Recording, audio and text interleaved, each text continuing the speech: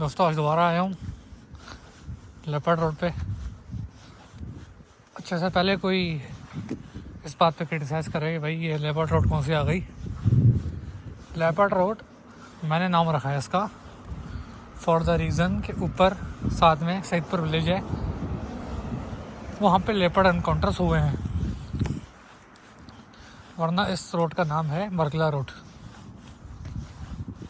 जो ट्रेल 3 जहाँ से ऊपर जा रही है और फिर वो आगे रास्ता सीधा रेड जोन की तरफ जाता है और ट्रेल 5 का रास्ता लेफ़्ट साइड पे ऊपर निकलता है। तो ये मरगला रोड है, लेपर्ड रोड मैंने इसका नाम रखा है because of my love for wild life, इस वजह से उसको मैं लेपर्ड रोड बुलाता हूँ। हाँ, ऐसा नहीं है कि यहाँ पे कभी हम निकले हैं जैसे अभी तो कोई यहाँ पे लेपर्ड नज़र आ जाएगा हमें चीर फाड़ कर रहा होगा इंसानों की, ऐसा नहीं है। जंगली सूअर मैंने यहाँ देखे हैं, वो पहले भी अपनी वीडियो में जिक्र कर चुका हूँ। लेकिन यहाँ से जो ऊपर रास्ता मनाल की तरफ जा रहा है, सॉरी, यहाँ से जो ऊपर रास्ता मनाल की तरफ जा रहा है, मनाल पहले था अब बंद हो गया, दामन को की तरफ जो ऊपर रास्ता रोड जा रहा है वहाँ पे लेपर्ड साइटिंग्स हुई हैं लोगों को अक्सर। अभी भी इस टाइम जाएँ तो किस्मत अच्छी हो तो आपको लेपर्ड वहाँ पे साइटिंग हो सकती है।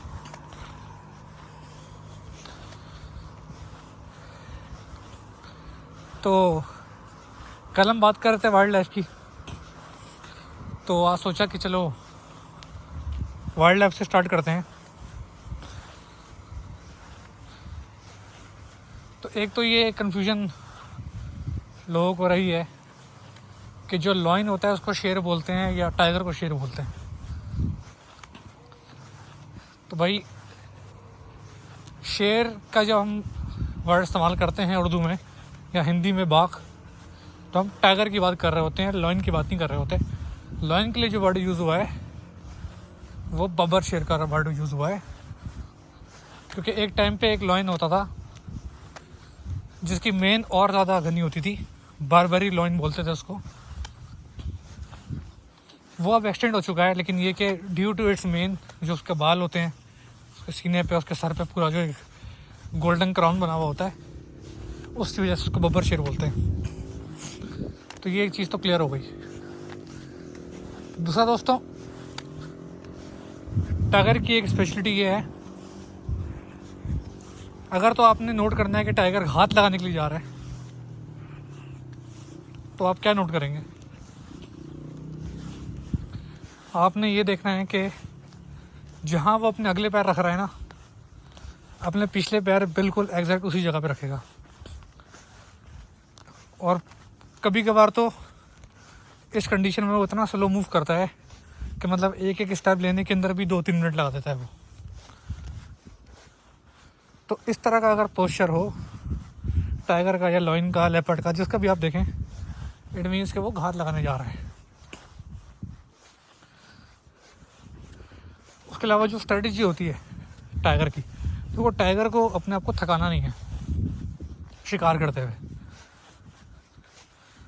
अगर टाइगर को चला पता कि उसके शिकार को पता लग गया है कि वो उसकी तरफ बढ़ रहा है, तो वो टर्मिनेट कर देता है अपना हंटिंग प्लान जो है, फिर वो शिकार नहीं करता 99% ऑफ द टाइम, क्योंकि एम्बुश हंटर है। इसकी कोशिश होती है कि शिकार को पता भी ना चले और उसको दबोच ले। और अगर ये शिकार पे दबोचते टाइम अगर शिकार इसका भागे तो सबसे पहले ये क्या करता है कि अपने पंजे मारता है शिकार के पिछले पैरों पे ताकि शिकार गिर जाए। और अगर शिकार सीधे हाथ पे गिर रहा हो तो टाइगर उसकी गर्दन उल्टी हाथ पे मोड़ देता है। और टाइगर अगर शिकार अगर फर्ज करो उल्टे हाथ पे गिर रहा है तो टाइगर उसकी गर्दन राइट हैंड साइड पे मोड़ देता है ताकि गर्दन टूट जाए, गर्दन तोड़ के अपने शिकार को मारता है। और जो फिर उससे कैनाइंस हैं, वो कैनाइंस अपने गाड़ देता है शिकार की गर्दन में, जिससे गर्दन टूटने से और दम घुटने से शिकार की मौत हो जाती है। और अगर आप इसके किस्से पढ़ें तो जिम कॉर्बेट ने टाइगर को कहा है कि टाइगर इज़ अ जेंटलमैन, इंसानों पे ऐसा हमला नहीं करता। अनटिल अनलेस कि कोई मजबूरी हो। मजबूरी क्या हो सकती है कि किसी अनाड़ी शिकारी ने गोली मारी, टाइगर हो या लेपर्ड हो, दोनों पे सेम चीज़ अप्लाई होती है। तो किसी अनाड़ी ने गोली मारी और वो ज़ख्मी हो गया, और ज़ख्मी होने की वजह से वो अपना जो रेगुलर उसका शिकार है उसको वो ढूंढ नहीं सकता। तो इस सूरत में क्या होता है कि फिर वो इंसान पर हमला करता है, क्योंकि इंसान उसको आसान शिकार लगता है। वो कहता है भाई ये तो बड़ा ना भागता है ना एफर्ट करता है, आराम से पकड़ में भी आ जाता है, बॉडी पे इसके बाल भी नहीं है, खाल भी इसकी नरम सी है, बिल्कुल बोनलेस टाइप इसका गोश्त है। तो फिर वो इस तरह से आदी बन जाता है, फिर वो इंसानों को शिकार करता है। जैसे चंपावत का अगर आप किस्सा पढ़ें, मैन ईटर ऑफ चंपावत, जिसको जिम कॉर्बेट ने मारा था, उसने 450 इंसानों की जान ली थी। 450। तो हुआ ये था बेसिकली कि जो चंपावत की मैन ईटर थी, इसके जो राइट वाले 2 कैनाइन थे वो टूट गए थे, जिससे ये शिकार को दबोचती है। तो डियर वगैरह जो उसके नॉर्मल यूजुअल शिकार हैं, उनको वो हर्ट नहीं कर सकती थी। तो इसने पहले कुछ रिकॉर्ड्स के मुताबिक तो यहाँ तक आ जाता है कि पहले इसने नेपाल के अंदर तकरीबन 1000 से 1200 लोगों को मारा, और ये हैबिचुअल मैन ईटर बन चुकी थी। उसके बाद ये नेपाल से टेरिटरी क्रॉस करके जो उत्तर प्रदेश के अंदर जो आपका नैनीताल का इलाका लगता है, नैनीताल का जो जंगल है, वहाँ पर ही आई।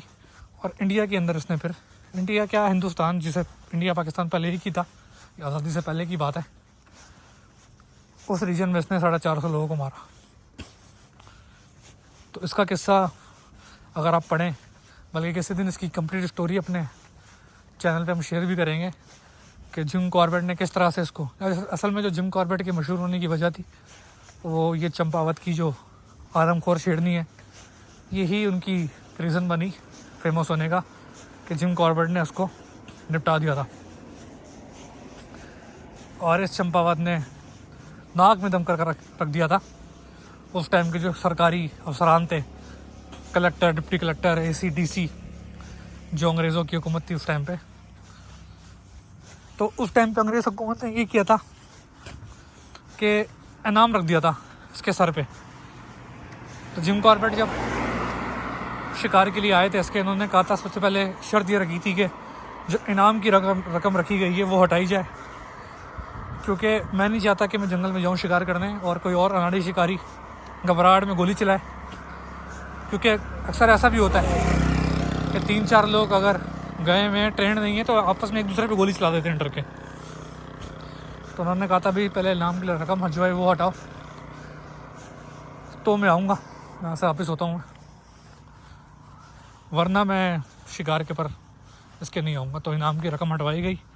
जो जितने भी शिकारी सरकार की तरफ से, गवर्नमेंट की तरफ से उस टाइम लगाए गए थे, उनको वापस बुलाया गया। और फिर जिम कॉर्बेट ने जाके चंपावत की आदमखोर का सामना किया और उसको ढेर किया। बहुत इंटरेस्टिंग स्टोरी है, काफ़ी सारी किताबें लिखी जिम कॉर्बेट ने। मैन ईटर ऑफ कुमाऊँ, बड़ी मशहूर किताब। ना सिर्फ शिकारी थे, बल्कि ये ब्रिटिश आर्मी में वर्ल्ड वॉर 2 में लड़ाई भी करी इन्होंने, मिलिट्री में चले गए थे। इनको फिर ऑनररी तौर पे आई थिंक कैप्टन या मेजर का रैंक भी मिला, और बहुत ही बेहतरीन राइटर भी थे।